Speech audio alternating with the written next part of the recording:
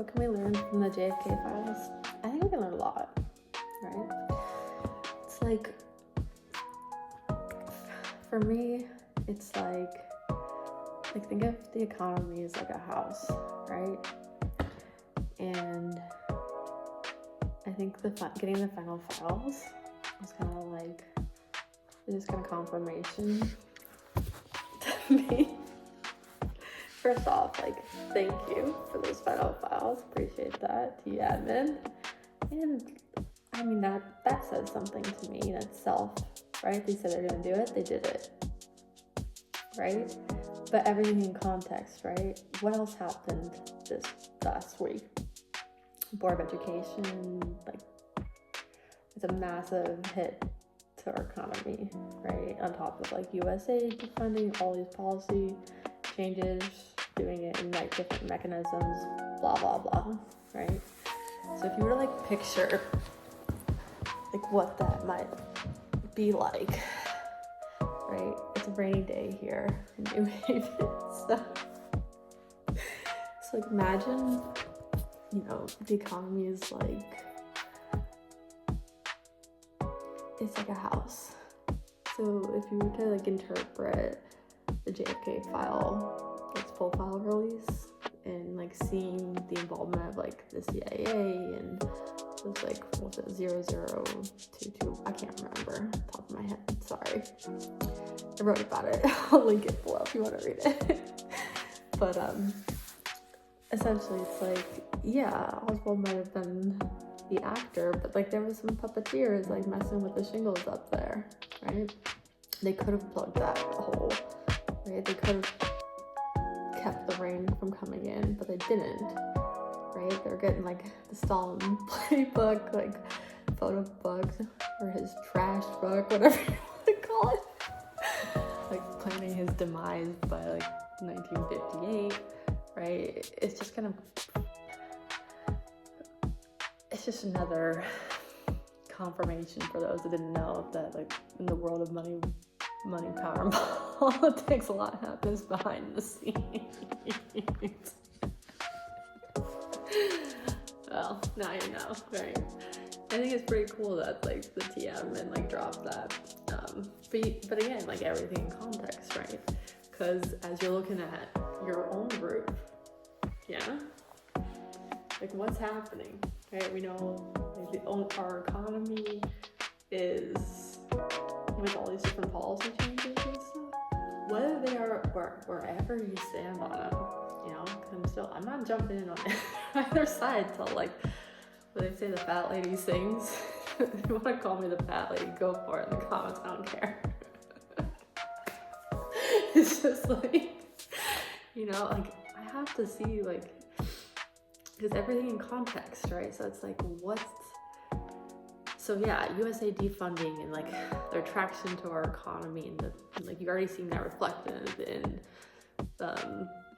like the job numbers, right? Now you're gonna hit like education, right? And that's gonna be massive, especially to poor areas, right? And that doesn't bode well for the health the long term of our economy and our labor force, right? And looking ahead, like April 20th, we've got one of our best stargazers maybe kicking the door, right? I'll let it hit you on the way out. So like, what's that about? Because normally, you know, when people are up there messing with the roof, right? You're not mopping it up with napkins, right? Because U.S. Board of Education, that's like, that might be your kid's room, right? But now the rain's pouring the fudge in, right? You need a tarp or something. You don't need napkins to mop that crap up, to stop the economic internal devastation, like both in the short and the long run that that's gonna have, right? Same with USAID. You're gonna 83% bring that, like cut the funding of that. Sure, you can say you're cutting government waste, but you know the economic harm that you're hurting your own economy with is like way larger than that. So what's the actual strategic advantage that you're trying to do there, right? So then, same thing with all this other stuff.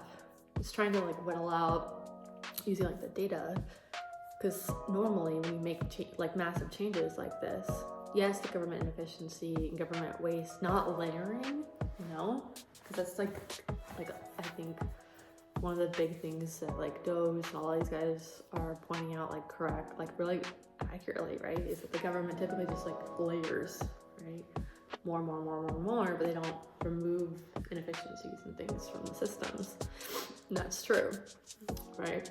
But at the same time, some of those things are necessary and they do a lot to sustain and support the good of like our health, our public, and that fuel our economy, right?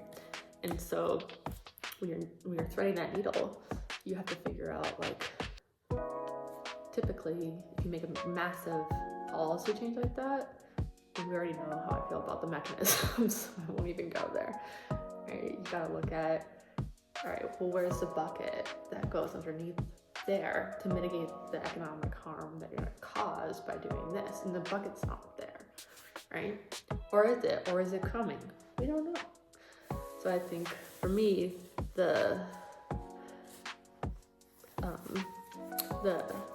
JFK Files seemed a lot more like, hey, we're delivering, so it could be a sign of like, yeah, more is to be revealed, more is coming, or it could be like, hey, look over here, because we're doing all this stuff over there. But either way you interpret or read it, you know, it's definitely confirmation that, like, you know, at the end of the day, civic engagement is the only way for us as a people to like kind of dig in and say, hey, we see all this stuff happening. Where's the bucket? Where's the tarp? Where's the napkins? Where's whatever? And you know, if you had people fiddling at the roof back in the 1960s, you think they're not fiddling at the roof now? That's just naive, right? I'm speaking from experience here, so just stay beautiful. That might be a little bit too cryptic, but yeah, that's my take on it. Have a great day, ladies.